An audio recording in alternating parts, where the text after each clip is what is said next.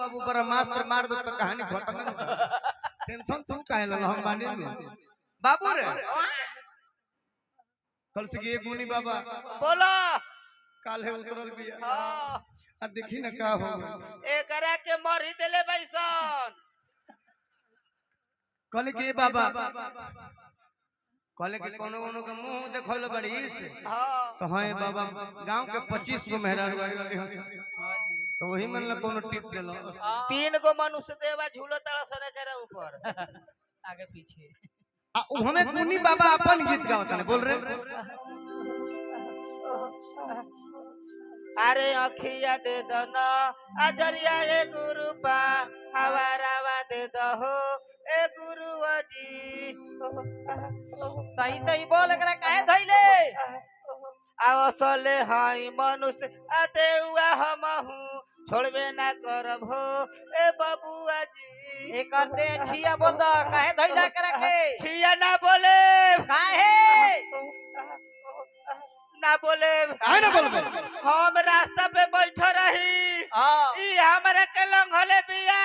अच्छा हम एकरा के लांघेम तबे छिया बोले ए भूत के पिचाता अच्छा सिवान सिवान लगिया सिवान ना छोड़े आउ का ले बा बोलो अपन होई बेंजुआ वाला के हाथावा दे दहो ए बबुआ जी ओ हाथ का करबो बड़ी बढ़िया बजावता आउ का ले बा बोलो अपन होई ठो लकिया बोला के अखिया दे दहो ए बबुआ जी आँख का करबो नया आँख रही ना बजाई आउ का ले बा सही सही बोलो अपन होई झलिया बोला के गोड़ावा दे दहो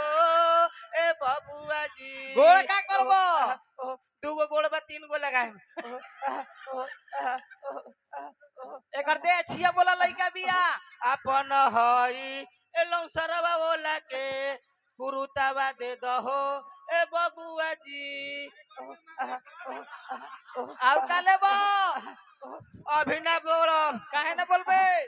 भर गोधने करे के कूटेम गोधना के बिहान भइला चल जाएम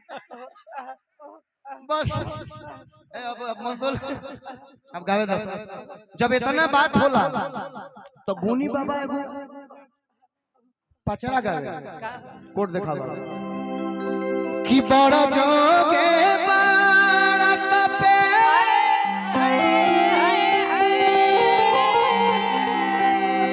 हर फुलवा कला गवनी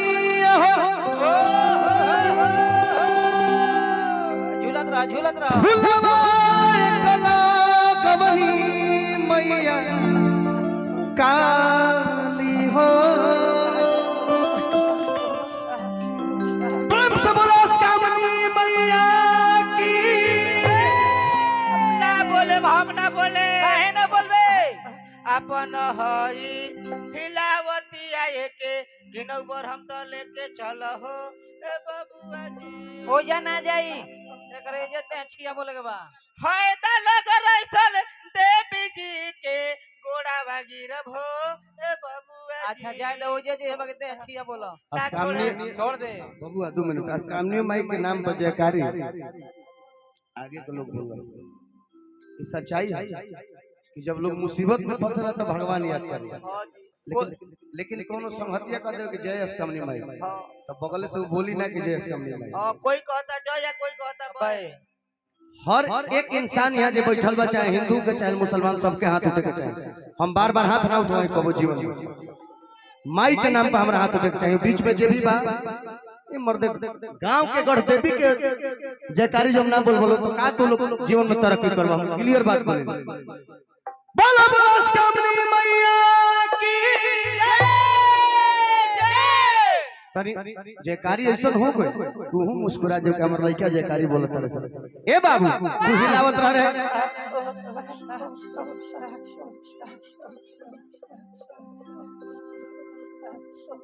कि बड़ा जोगे बड़ा तपे फूलवा कला गवनी मैया काली हो वादा बा मामा दे छिया बोल दो ना बोले भक्तियों में भक्तियों में कोई नहीं है हमारे हमारे क्वालिटी नहीं के हमारे दो भाई बड़े से तू बड़ा कमिटी कैसे सहयोग बा का कि पूर्वे हाय हाय पश्चिम में लोटे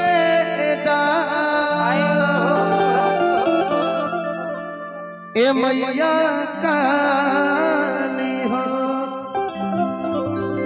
चल मामू कि पूर्वे पश्चिम में लोटे मैया काली हो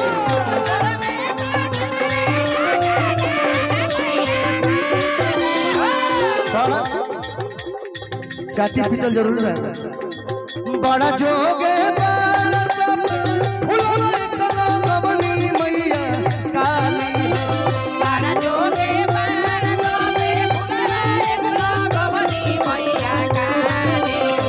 बड़ा जोगे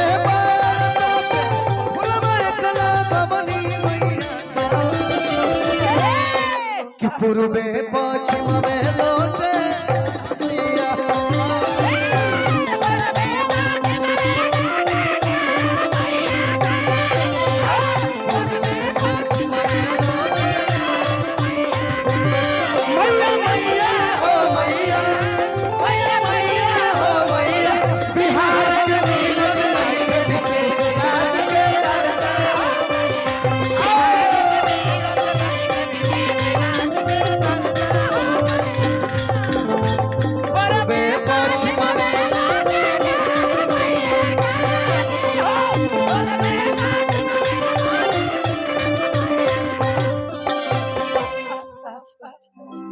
ना जाए छोड़ दे ना छोड़े दे छिया बोल दे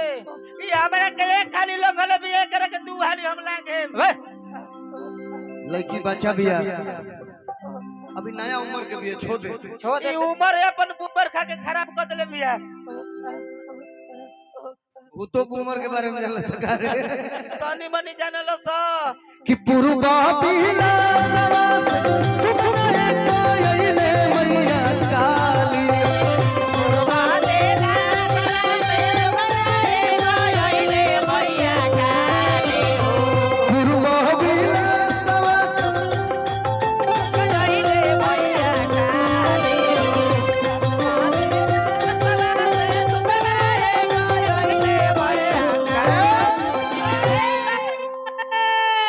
काहे ना छोड़बे तेरे बाबा जइबे ना दे छिया बोल अब कर दे के बोले दम बोल अब तो मन करे कि ऑपरेटरों के संग ले ली हम माइक दे करे माइक दे हो बोल अब जइबे नु हम अब जाए जइबे नु बाकी एगो शर्त बा का लेबे बोल हमरे के 2 किलो मिश्री दे दे मिस्त्री का करबो कटनी होई तो खा खा के पानी पिए बैटरी बदल दो कौन बहुत तरह के मिसरी को मानी लेकिन अच्छा कवि जी के कला पसंद आओ तो ताली बजा देंगे अभी तो मेन मुद्दा है बाकी है हां जी मैं मुर्गी बाकी बा दीपक भैया निकल लो था पिकअप भैया पिकअप चलावे गइल मेरे बड़े भाई हैं यहाँ पे कि पूर्वा बीरा सुख में कोयले मैया काली हो